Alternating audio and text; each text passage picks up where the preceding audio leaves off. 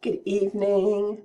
My name is Donna Roper-Roach, and I am presenting the educational organizations and institutions' impact on student success for the course Foundations of Administration and Education, instructor Dr. Eccles.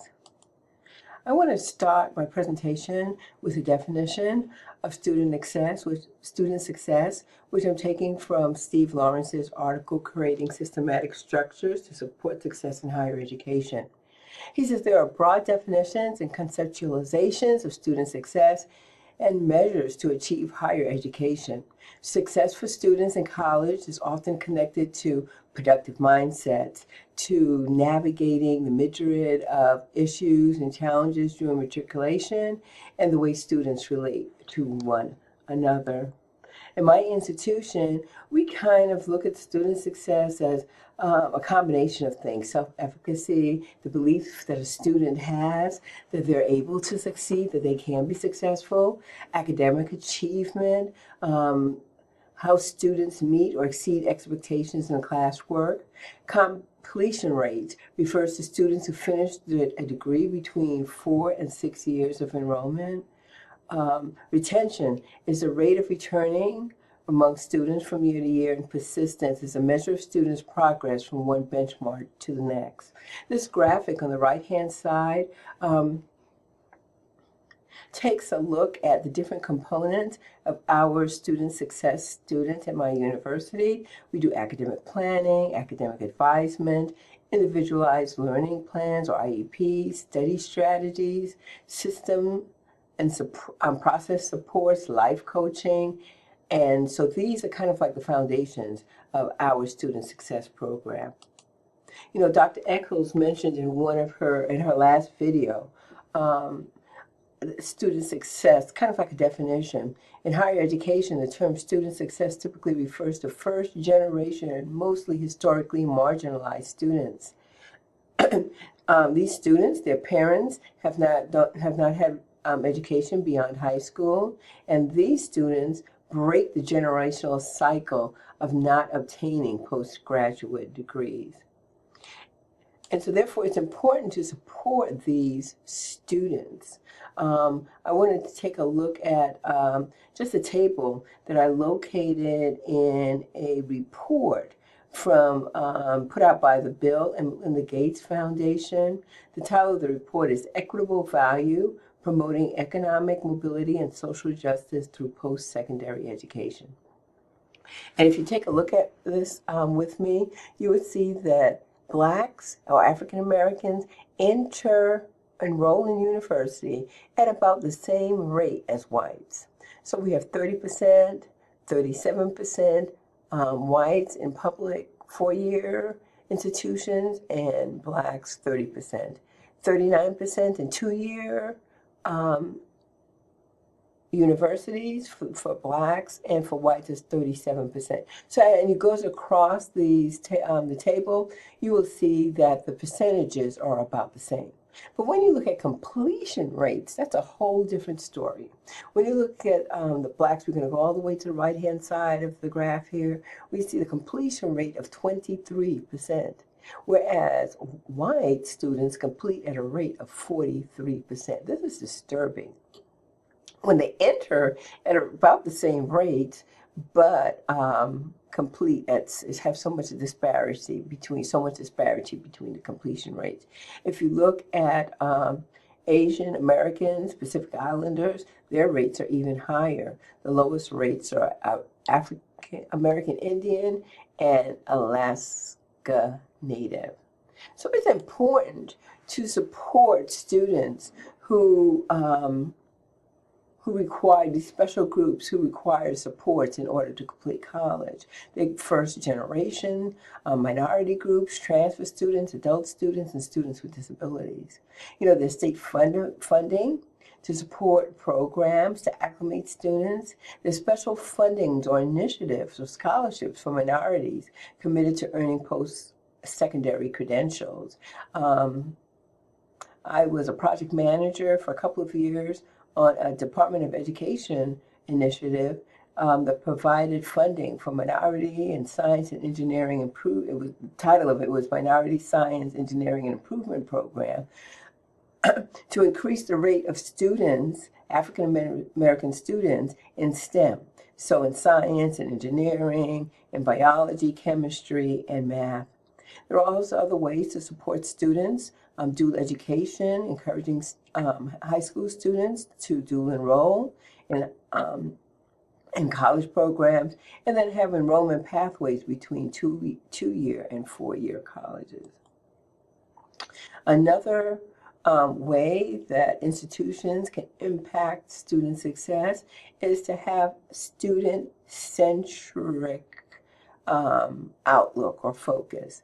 Colleges and universities, regardless of the sector, are shifting their focus to ensuring that student success is the core of everything that they do. Lawrence goes on to say, this is evident by institutions creating special departments and divisions led by executive leaders such as dean or vice presidents who create strategy in retention, persistence, and graduation.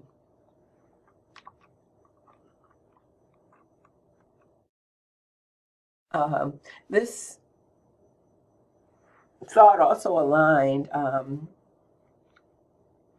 with an article that we read this semester by Adelia Coleman, Organizational Culture in Higher Education, Learning from the Best, where she did a comparative study between Harvard and a university in Romania, and she looked at the mission, the structure, the governance, and decision-making processes.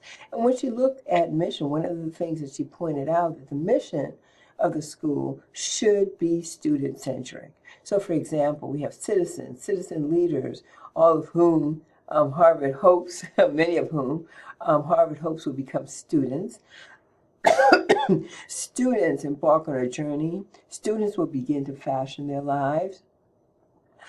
Students will determine what they want to do with their gifts and talents. It's all student-centric language. When we look at the University in Romania, we see it's more academic language, research, and teaching. In fact, they state that the main objective is to offer high-quality academic programs and research facilities and becoming a forefront of research and teaching.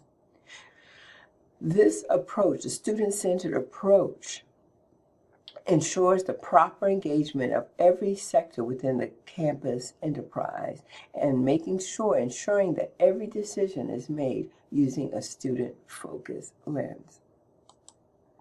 I want to turn our attention for a moment to data analytics, because data analytics provide a wealth of information that we could use to help drive student success. In the article by Foster and Francis, a systematic review of our deployment and effectiveness of data analytics in higher education, they made the statement. The theory of data analytics in higher education is that the collation of data and its analysis can deliver improved student outcomes by enabling personalized student learning environment and delivering evidence approaches. They talk about educational data mining, academic and professional support interventions, and student outcomes. All of these can provide educational data mining and academic professional support interventions. This data could provide information that would drive student success. We want to talk about beyond completion, other measures of student success.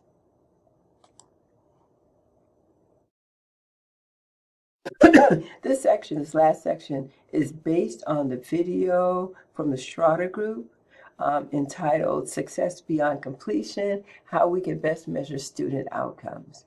And we talked earlier about access. We see that access to education is probably about the same for Black students and white students, but completion is a problem.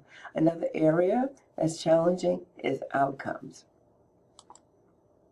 During the Strata video, the question was posed, is post-secondary education a pathway out of poverty? And that's a great question, especially after we just completed reading Derek Black's book, The Schoolhouse Burning. So if we want to talk about measuring student success outcomes beyond completion, after graduation, essentially, we're looking at these emerging trends. Traditionally, we